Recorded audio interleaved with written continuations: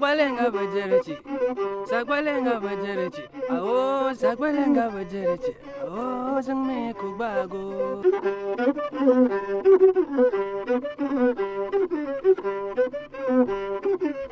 Sakwalenga bajerechi, oh sangme kubago.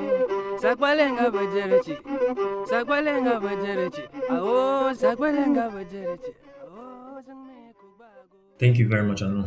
And thank you, Emmanuel, for bringing that line of thoughts to life and, us deliberating around it. And thank you, everyone, for your contribution to the discussion so far.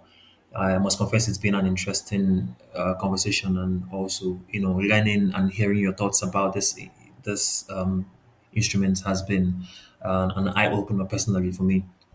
But speaking about modernity, let's talk about the challenges that that we think Goje players face in, bringing this instrument into contemporary music scenes. I don't know if I hope that there's a possibility somewhere that this instrument can find a place and the global world genres like jazz, and maybe it will be introduced to electronic dance music somehow, because it has this when it's been I see there's this particular guy that has been very consistent in and I've been seeing his content on my FYP on social media, First Class.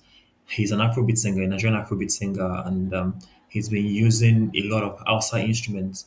Another way we can see this is in Zeridia's house a piano. I think that was very popular on TikTok also. So, what do you think are the challenges this players, these local players face, or the awesome music tradition in general face, and coming to life in the contemporary Nigerian music, or world music in general?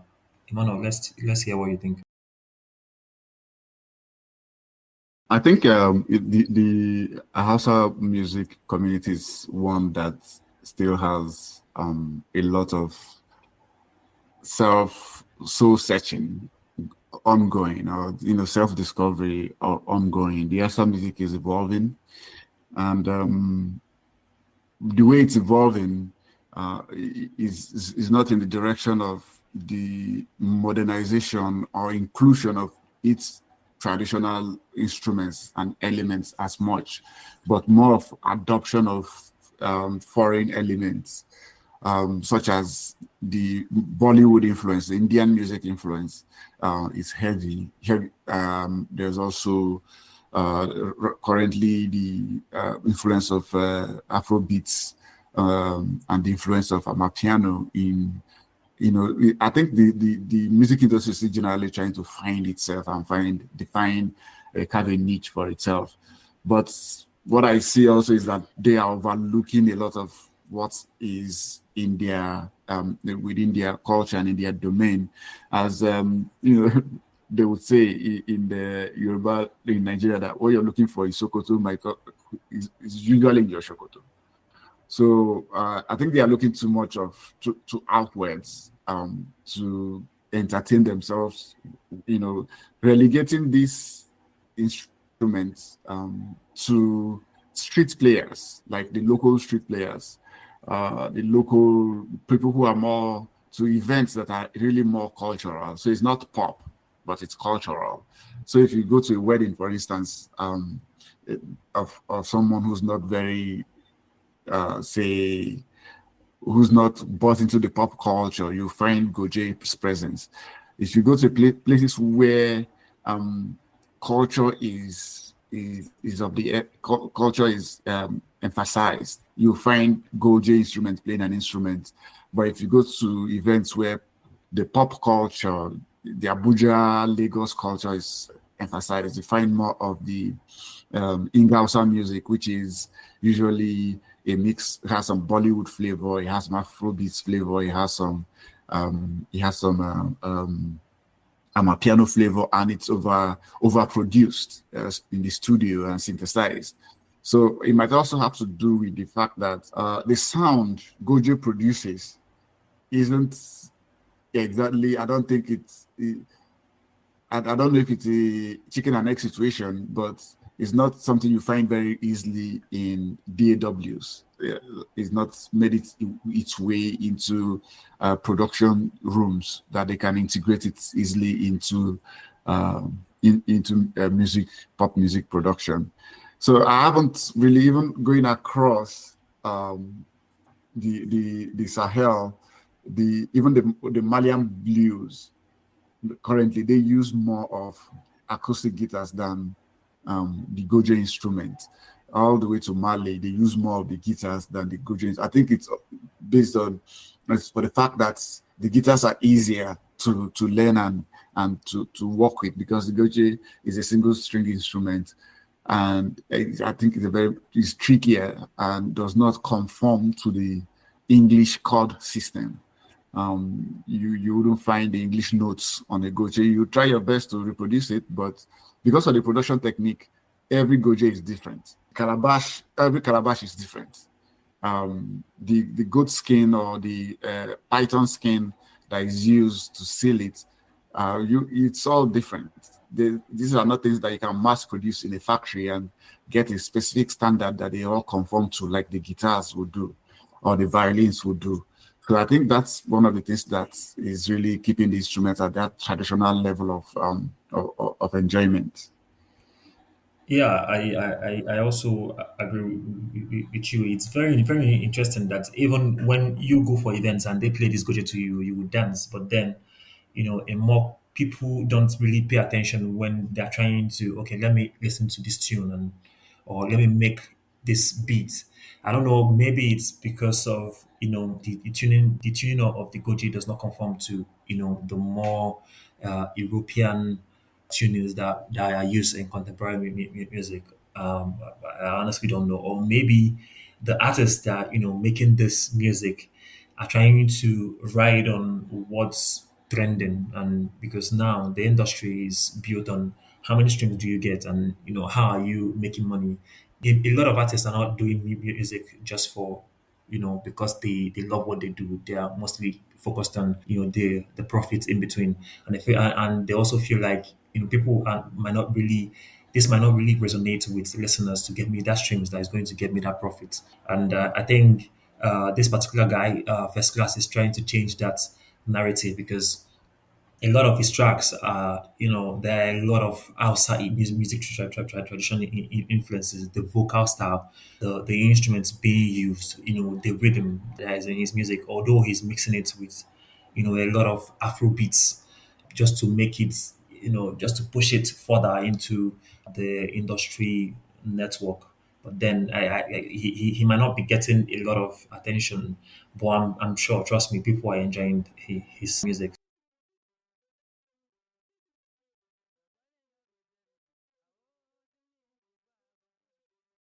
It might not be completely a problem of Africans not willing to listen to this kind of music, music, but for a large chunk of our lives in Africa, we've been pushed. Western music has been pushed on us. The radio, there was a point, if you go back 10 years back ago, 70% to 80% of the music played on our radio stations were all music, Western music, Celine Dion, Enya, all the rest. Up until now, that things we are, and then current trajectory is that we are trying to fit our own music into the Western system to still appeal to the audience, because the audience is so much attuned to Western music. Kora has that influence and will give you that influence, but how many people know about Kora? I will bet you there are more non-Africans that know about Kora than Africans. So I think it's that the media that we consume do not project these things, because I know if you go to those, like you said, if you go to those events, you enjoy it, yeah, but then you don't find it on global media to enjoy as well. So, and because you don't find it there to enjoy, you don't spend your money on it. There's no money going back to those artists to keep refining their art. So it's a chain, and I think that's one of the solutions that we bring as Just Play. Make the people hear these things first. Let them even be aware that these things exist, that they can achieve these emotions through this African music, through this local music. Not local, but music out of the continent. And then with time, they will get used to it. Some will not like it immediately, but if you listen to it and it's like, there's this guy I listen to, Wazi. He does like a really good music, but he's not like someone you find easily. Music is just different.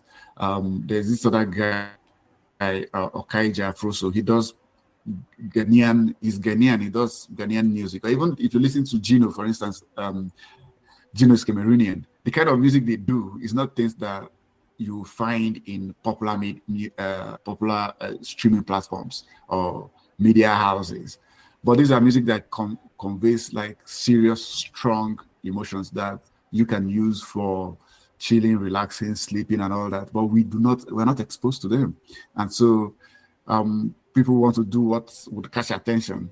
But those who stay true to themselves are paying the price, because then every streaming platform is just following what is, trending.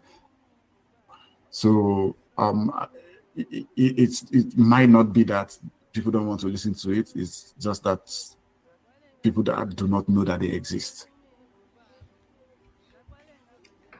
Very true, Emmanuel. Very true. Very true. Just like when I stumbled on this, the variants of jazz that we have in Africa, the Ethio jazz, the Cape jazz, I must say that I'd never enjoyed jazz until now. As in, it's so sweet to listen to, I must say that. I used to think jazz was boring, I must say that. But when I had a taste of Cape jazz and then also Ethio jazz, and more recently Sudanese jazz, I was like, what? This is good. This is good music. Even now in the house, when I play it sometimes, we have people at home say that, oh, this is good music. And like, yeah, it's from Africa. And then you tend to say that, oh, we didn't know that we have something this nice. So I think I quite agree with you, and great work Just Play is doing on that.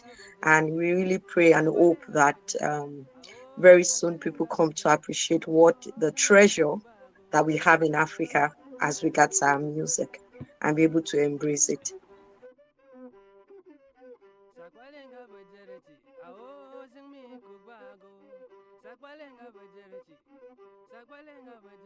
It's been an interesting conversation with you, Emmanuel and Anu, and I've learned a lot just speaking with the two of you about this amazing instrument. I don't know if you have any last words for our listeners. No last words from me. Thank you very much. Thank you, Kosi, for being a great host. We're looking forward to the next instrument that you pick for us. Thank you very much, Anu. Thank you, Kosi. Thank you, Emmanuel. It's always very interesting having this conversation with you and Kosi. I must say that. And I'm really looking forward to the time that African music and its instruments start to get a seat at the table, just borrowing Emmanuel's language. Get to have a seat at the table. Yeah. And I think it's high time for it.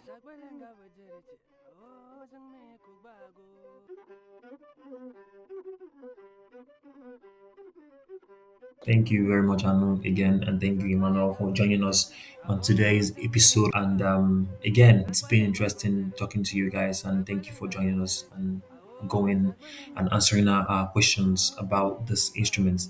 Thank you also to our listeners for tuning in and joining on the conversation. We're looking forward to your comments about the conversation and just hearing your thoughts about the Goje instrument. And do not forget that this episode was brought to you by the African Music Library.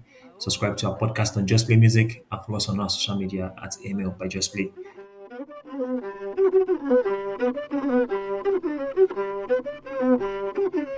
Sakwalenga bajarati, awo sing me kubago. Sakwalenga bajerechi, sakwalenga bajerechi, awo sakwalenga bajerechi, awo sangme kubago.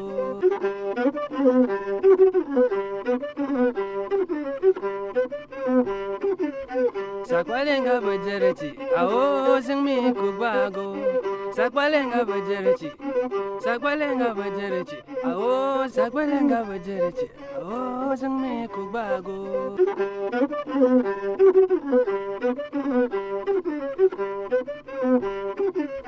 Sakwalenga bajerechi, awo singmi kubago.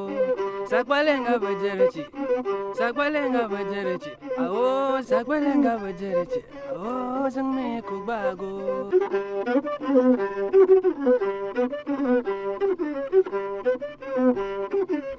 Sakwalenga bajerechi, awo singmi kubago.